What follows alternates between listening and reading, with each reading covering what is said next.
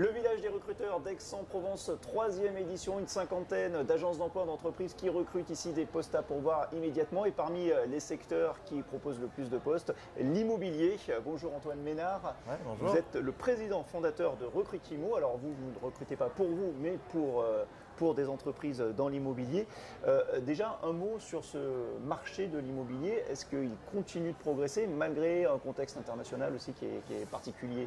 Oui, alors l'immobilier, c'est ça qui est assez incroyable, c'est que Covid, pas Covid, guerre en Ukraine, pas guerre en Ukraine, en fait ça continue de progresser de manière très très forte. Alors, certains secteurs de l'immobilier ont pu connaître un petit ralentissement pendant le Covid, mais globalement c'est un marché qui se porte très bien économiquement.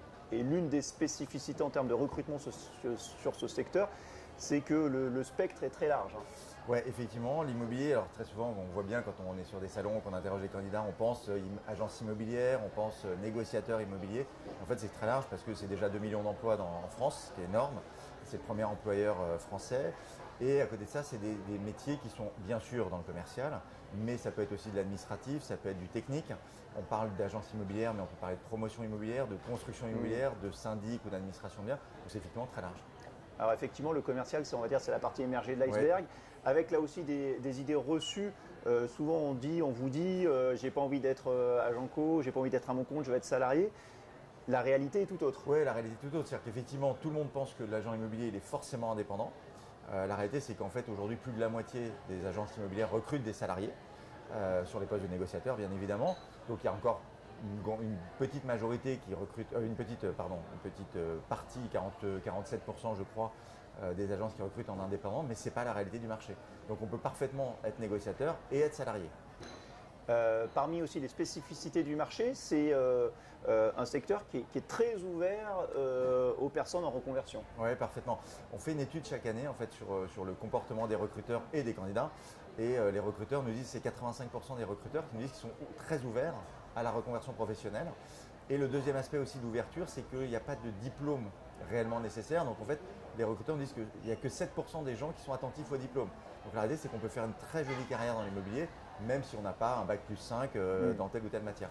D'où l'intérêt et l'importance de rencontrer des gens en direct. Qu'est-ce que vous sondez, vous, justement, pour savoir si la personne est apte à travailler dans ce secteur? Alors, on va dire que c'est d'abord l'humain qui compte. C'est-à-dire que c'est toujours l'immobilier fait que, quel que soit le poste que l'on a, que ce soit du technique, de l'administratif, bien évidemment du commercial, on est toujours en rapport avec un client. Donc l'humain est essentiel. Et dans l'humain, ce qui est vraiment primordial, c'est l'ouverture d'esprit. De la même manière que les recruteurs sont très ouverts au profil en recrutement, le candidat doit être aussi très ouvert pour rencontrer toute personne, parce qu'en fait finalement on est face à des clients qui sont des consommateurs, donc on a des profils extrêmement variés. Il faut s'intéresser aux gens. Je trouve que ça c'est à mon avis la qualité première, c'est d'être capable de s'intéresser aux gens. C'est ça que vous essayez de sonder, l'empathie, la manière l'empathie, l'ouverture d'esprit, c'est vraiment essentiel. Et puis il faut une appétence aussi, j'imagine, un petit peu pour l'immobilier quand même.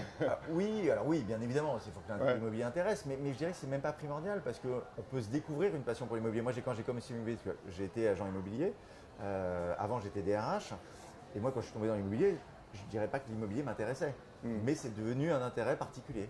Alors vous avez des agences un petit peu partout. Est-ce que effectivement l'intérêt des candidats aussi fluctue en fonction de la situation géographique?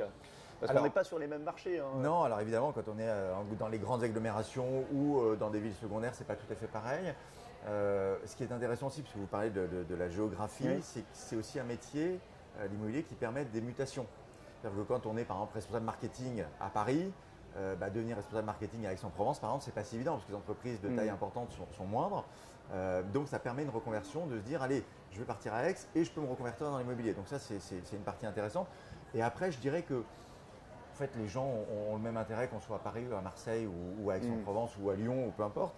Il faut, je vous dis, c'est le relationnel qui va compter et on voit bien que les candidats, ce qui les motive le plus, c'est de rencontrer les gens. En tout cas, quand on vient travailler dans l'immobilier, il y a une espèce de rencontre qui est importante et que les gens attendent. Merci, bon salon, puisque le village des recruteurs, c'est l'ADN du village justement, c'est la rencontre. Donc bon salon, puis j'espère que vous trouverez plein de candidats ici à ce village des recruteurs d'Aix-en-Provence. Merci Antoine Ménard, on se retrouve dans quelques instants pour une nouvelle interview ici sur le plateau vidéo du village des recruteurs.